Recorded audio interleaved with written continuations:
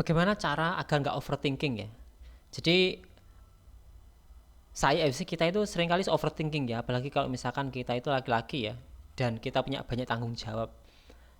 Mulai dari tanggung jawab keluarga, tanggung jawab mencari rezeki, kemudian ada mungkin resiko-resiko, misalkan di usaha, resiko di usaha, ingin nambah penghasilan dan lain-lain itu kan. Dan banyak hal lah ya, banyak hal pekerjaan yang harus dilakukan hari ini apa, belum masalah-masalah yang harus diselesaikan gitu kan. Nah, itu kita sering overthinking, dan hari ini tadi saya juga overthinking ya, dan kemudian saya mikir kan, ini gimana caranya ya. Dan setelah itu saya buka laptop, dan saya melihat desktop saya itu penuh dengan icon-icon banyak itu kan, karena banyak sekali yang ada di sana, dokumen-dokumen, rangkuman-rangkuman, rencana-rencana yang nggak saya kerjakan sebenarnya. Akhirnya saya mencari lah, gimana caranya. Mungkin kita harus mengosongkan pikiran ya. Akhirnya saya mencari di YouTube ya, saya nggak tahu, lupa tadi ya. Pokoknya intinya adalah kosongkan pikiran gitu kan, kosongkan pikiran kayak gitu ya. Dan akhirnya saya mencoba mengosongkan yang namanya desktop saya. Jadi desktop saya itu kan banyak icon-icon itu kan, saya hapus semua, kosongkan semuanya.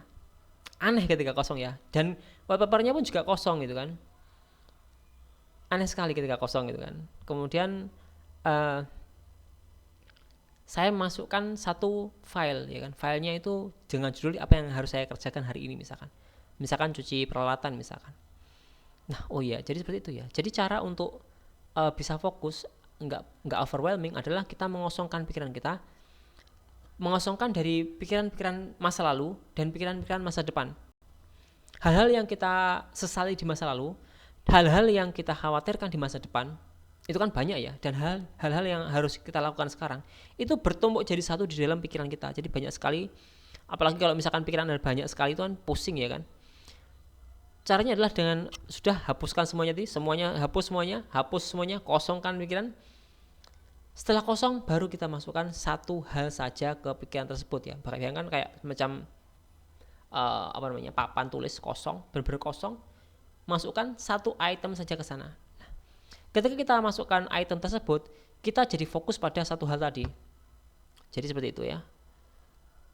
Itu adalah cara untuk fokus yang saya tadi dapatkan ya.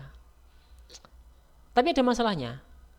Masalahnya adalah meskipun kita fokus satu hal, tapi kalau misalkan energi kita itu lemah ya kan, kita juga nggak akan gerak untuk mengejar itu ya. Jadi yang pertama adalah kosongkan pikiran, masukkan satu, dan kemudian naikkan energi.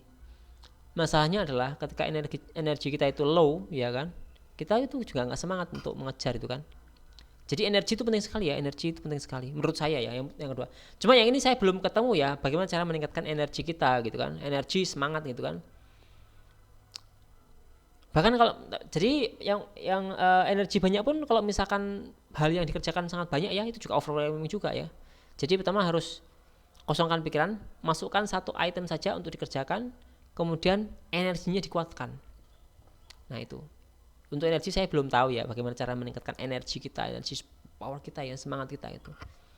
Tapi sudah paham ya cara untuk meningkatkan fokus ya. Jadi clean your mind, empty your mind, and then put one thing only on that mind, and then you can focus on that things.